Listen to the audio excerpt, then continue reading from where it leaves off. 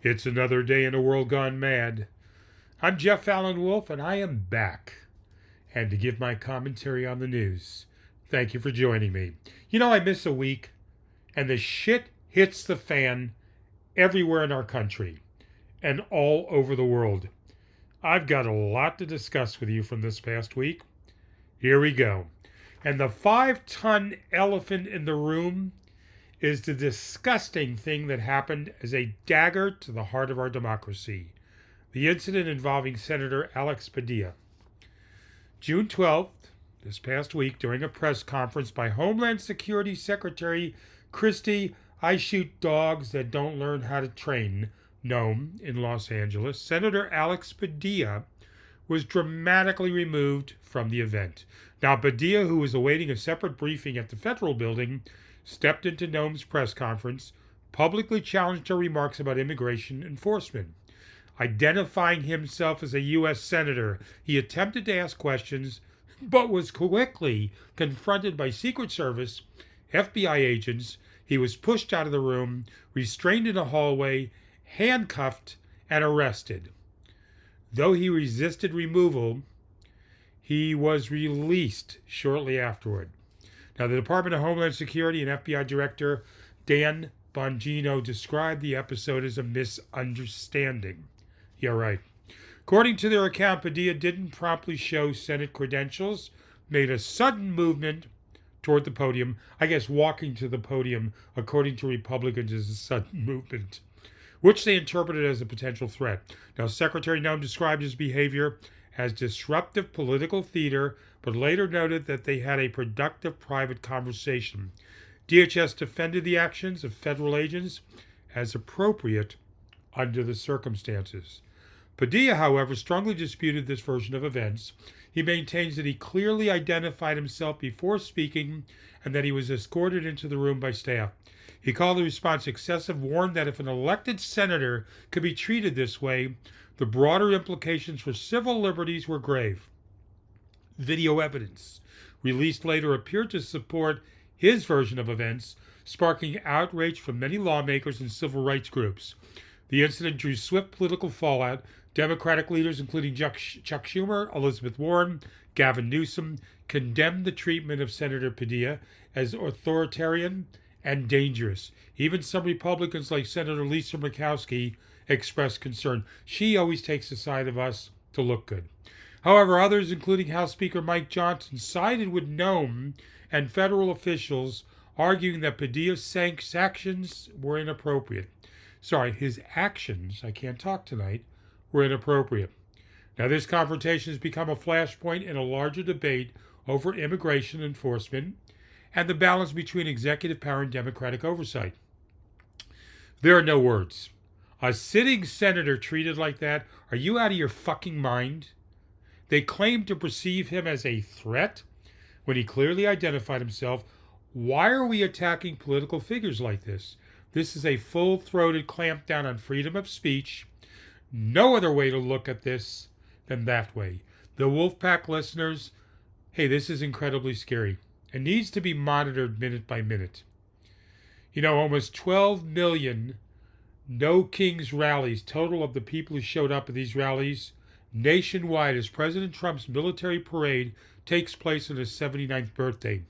As a military parade rolled through Washington, D.C. on Saturday, President Donald Trump's birthday, millions of Americans are expected, came out to protest. And what organizers predict was the strongest display of opposition to Trump's administration since he took office in January. 2,000 protests across all 50 states happened for the No Kings movement, which organizers say seek to reject authoritarianism, billionaire-first policies, and the militarization of our democracy. Hey, did you also see the troops? The small amount of military for Donald Trump at his birthday parade? And they weren't organized. There was no cadence to their step. It was kind of a disorganized movement that people were saying was deliberate to show their disdain for the president. I don't know about that. I didn't see it. I didn't want to watch that crap, but that's what everyone's saying. Now, the mobilization was a direct response to Trump's military parade And it coincided, of course, with his birthday. So everyone came out in all 50 states for the No Kings rally. Good start. We need 10 times that amount. This is just going to be a peaceful parade, which it was. Was there a surprise we thought would happen with the announcement from Trump on the end of democracy? No. A lot of people felt that something was going to happen during the parade. It didn't. So hopefully it would just become a stupid-ass parade for Donald to show how much ego he has. Another extremely volatile situation. And we have to watch how things play out week by week with Donald, the egotistical dictator. Israel strikes in the heart of Iran against their nuclear facilities, also killing several top-notch commanders. Iran struck back. Israel went back again. Iran went back. Iran said they're only going to do equal retaliation. They don't want to get into an all-out war with Israel. Damage back and forth. Our response is going to be worse. Ours is, and Iran and Israel go back and forth with rhetoric and missiles.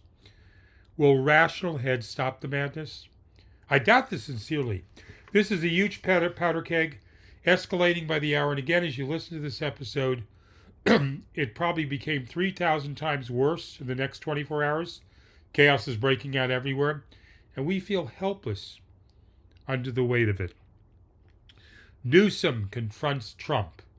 A blueprint for Democrats. California Governor Gavin Newsom delivered a prime-time televised address on June 10th, condemning President Trump's deployment of 4,000 National Guard troops, 700 Marines to Los Angeles in response to ICE-related protests. Now, Newsom called it an authoritarian overreach, warning that the operation was made illegally and for no reason and served only to inflame tensions, not to protect public safety. He framed Trump's actions as part of a broader struggle against a war on culture, history, science, and knowledge, urging Californians and the nation to stand firm in peaceful protest. Now, Newsom also filed the lawsuit to block military involvement in civilian law enforcement and explicitly positioned the clash as a moral and constitutional line that Democrats should rally around. Beyond the immediate legal action, Newsom used the moment to rebrand himself as a national Democratic leader, signaling a blueprint for the party, blend progressive resistance against Trump's authoritarian tendencies, which calls for responsible governance. Political commentators noted his approach combining strong rhetoric with legal restraints, a template for Democrats seeking to stand up to Trump while maintaining broader appeal. This strategy highlights two themes: defending democratic institutions and civil liberties, and showcasing state-level leadership that balances firmness with procedural discipline. I honestly don't know if this is the correct course of action from Newsom, but at least somebody's doing something instead of sitting in the corner and playing with themselves. We need democratic leadership now. Here's a fun one: congressional stock trades during Trump's tariff rollout. Now, in early April 2025, following President Trump's announcement of the so-called Liberation Day tariffs, more than a dozen members of Congress, as well as their spouses and families, executed over 700 stock trades between April 2nd and April 8th during intense market volatility. Notable participants include Representative Ro Khanna, Democrat, California, who led with 310 trades processed through family trusts, as well as Representatives Rob Brejnehan, Marjorie Taylor Loonball Green, and Jared Moskowitz. And the transactions included stocks in companies like MKS Instruments, JP Morgan Chase, Honeywell, and Visa firms directly affected by tariff policy. The market lost over $6 trillion in value before recovering after the tariffs were paused for 90 days. Controversially, many of the lawmakers involved are vocal proponents of banning congressional stock trading. Representative Khanna, for example, has supported such reforms while his accounts engaged in hundreds of trades. Representative Marjorie Loonball Green, Representative Moskowitz also participated, but defended their actions by citing independent financial advice. The magnitude of the trades has revived concerns about conflicts of interest and insider knowledge, prompting bipartisan calls for reform. Several bills have been introduced in response, including the End Congressional Stock Trading Act, the Trust in Congress Act, and the Pelosi Act. These seek to require blind trust, mandate real-time disclosures, or completely ban stock trading for lawmakers.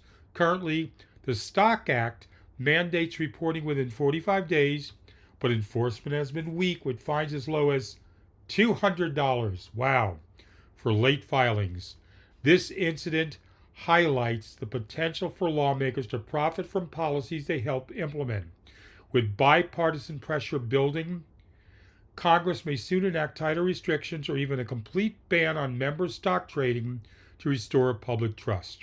Look, if this is indeed wrongdoing that happened, which it seems like it is, then there has to be some kind of consequence. And I don't give a shit if it's a Democrat or a Republican doing this. Everyone needs to pay. No one is above the law. Hello, Donald. I'm speaking directly to you. You've broken the law so many times.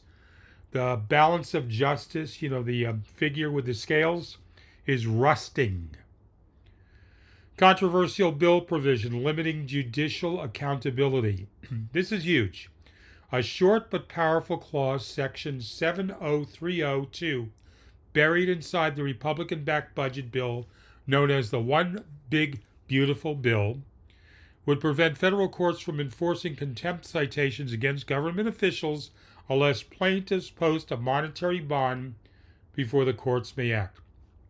According to civil liberties advocates, this effectively makes court injunctions unenforceable without such bond payments. Legal experts warn that this provision could shield officials, including the president, from court-ordered enforcement. It closely aligns with the February presidential memo advocating bond requirements for injunctions against government agencies. If passed, this clause could even retroactively void prior rulings, significantly weakening judicial oversight.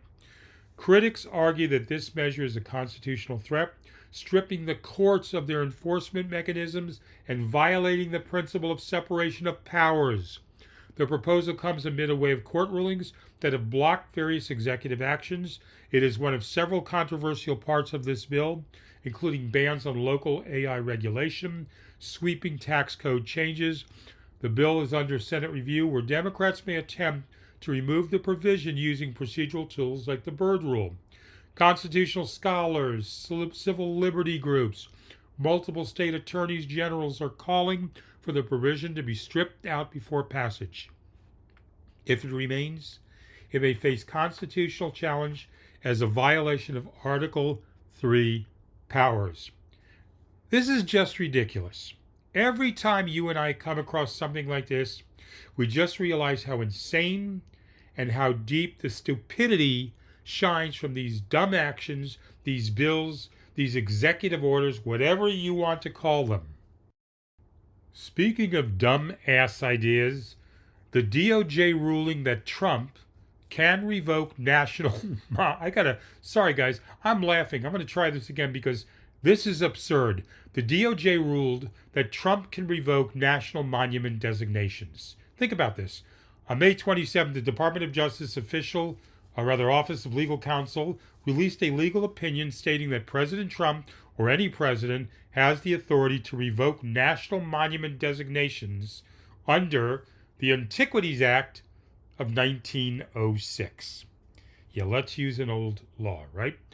The opinion, authored by attorney Lenora Pettit, overturns a 1938 precedent, argues that because the act grants the power to designate monuments, it also implies the power to revoke them. That's her logic. This marks a significant departure from previous interpretations that presidents can only reduce monument size, not abolish designations entirely. Now, this reinterpretation places Biden-era monuments, such as Chuckwalla, that was 625,000 acres, and Satitla Highlands, 225,000 acres, in California at direct risk. These areas are culturally significant to Native American tribes and environmentally protected. Trump administration officials have indicated active review of these and other monuments for possible revocation or reduction, largely, to enable oil, gas, and mineral extraction. Historically, while presidents like Eisenhower and Trump have reduced monument boundaries, none have revoked a designation entirely. President Biden had previously restored these boundaries. Legal scholars stress that the Antiquities Act is silent on revocation, raising significant constitutional questions. Critics argue that such a move violates the separation of powers and could undermine federal protections for public lands. Lawsuits from conservation groups and tribal nations are expected if the revocations proceed. In summary, the DOJ's new stance allows presidential revocation of national monuments targeting recently designated areas in California. No vendetta there, right? The decision has triggered backlash from environmental and tribal groups, is likely to lead to legal challenges that may redefine the scope of executive power over public lands. This sets the stage for major court battles and a potential shift in how federal land protections are managed. I want to tell you, the Wolfpack listeners, and this is just my personal opinion, of course, you may or may not agree with me. This is another situation from Donald Trump and his supporters backing him up of nut fuckery, total bullshit of what they are trying to do in our country, destroying protections of monuments. Pure lunacy. Trump plans. I take a week off and I'm left with this. Here we go, listeners. Get ready to join me. Trump plans to abolish FEMA after the hurricane season. That's right. On June 10th, President Trump announced during an Oval Office briefing that he intends to wean off FEMA by the end of the 2025 hurricane season. Under his plan, FEMA's disaster response duties will be transferred to state governors instead of FEMA requesting disaster declarations. The White House or the Department of Homeland Security would distribute the aid directly. Homeland Security Secretary Kristi Nutty Noem supported the plan, describing FEMA as inefficient and advocating for decentralized disaster responses. The Trump administration has already reduced FEMA staff by approximately 1/3 and is reconsidering eligibility criteria for federal disaster aid. A FEMA review council co-led by Noem and Defense Secretary Hegseth is active. What a duo, right? Noem and Hegseth is actively evaluating the agency's operations and preparing a phase-out strategy that would shift emergency response and funding responsibilities away from federal control. Emergency management professionals and local officials have raised serious concerns, warning that state governments lack FEMA's infrastructure, their experience, and centralized coordination abilities. As natural disasters become more severe and frequent, experts argue that removing federal aid could leave vulnerable communities at increased risk, especially those in disaster-prone regions. If implemented, the plan would fundamentally restructure the current disaster response system. Authority would shift dramatically to individual states, potentially resulting in unequal capabilities depending on that state's resources.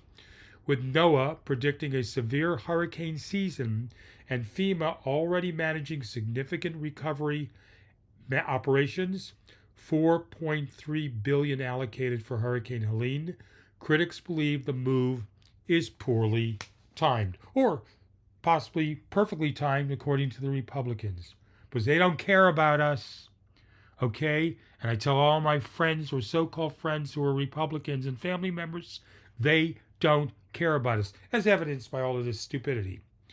States have been encouraged to establish mutual aid pacts, but many nonprofits caution that they cannot fully replace FEMA's scope. Abolishing FEMA. Stupid, stupid, stupid. Just when you think Republicans can't sink any lower, they jump up and surprise us with another asinine move. And with all these callous decisions from Trump and his MAGA supporters, it's time for my inspiring news story. This case is going to be several stories. I probably need this more than you, but we'll listen together, okay? I'm going to share stories with you from multiple sources. So let's put all of our stress aside.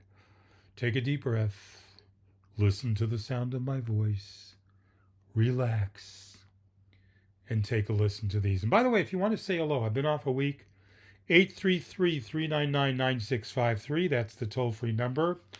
Or a World Gone Mad podcast. You got to put the word podcast in at gmail.com or say hello on Blue Sky. Love to hear from people. I haven't heard from people like in a month.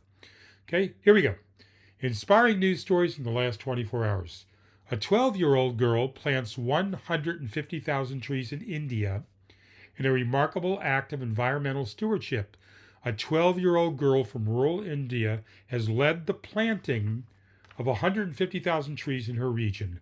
Motivated by a desire to combat climate change, preserve nature, she organized school and community volunteers to grow native saplings like mango, neem, and banyan trees. Her effort not only helps restore local ecosystems, but also inspires civil responsibility among youth. Regional leaders are now exploring how to replicate our project in other villages. Bravo. Colombia cuts Amazon deforestation by 33%. Colombia has reduced deforestation in its Amazonian regions by 33% in early 2025 compared to last year, saving over 40,000 hectares of forest. The improvement follows stronger law enforcement, expanded conservation areas, and collaborative programs with indigenous communities. Environmental Minister Lina Estrada Anokazi called it a turning point for South American biodiversity and climate resilience. And all about, saving the environment. Pretty cool. Yurok tribe restores ancestral lands. California's Yurok tribe has regained control of 73 square miles of ancestral land among the Klamath River in a landmark return agreement. This is California's largest tribal land restoration and includes sacred sites, forest areas, and salmon habitats. The Yurok now plan to apply traditional ecological knowledge to manage the land sustainably and revive cultural practices. All great stories, great inspirational about what they're doing to the environment. And finally, hero crane driver gets a bucket list wish. Say that 3 times fast. In Australia, a crane operator who saved a man from a burning building has been publicly honored and granted a personal bucket list wish. The rescuer remained anonymous for months, was surprised by firefighters and community members during a local event recognizing his heroism. His actions remind us of the quiet courage that uplifts and unites communities. Hope that takes an edge off of all the stupidity from Trump and his minions. Hardly, but it's a start. Look, this is a world gone mad. I'm Jeff Allen Wolf. I will be back again Wednesday. I really hope to hear from you. I could use your input, your comments, your thoughts, your energy. Otherwise, I'm sitting in a room talking to myself. Stay hopeful. There is chaos.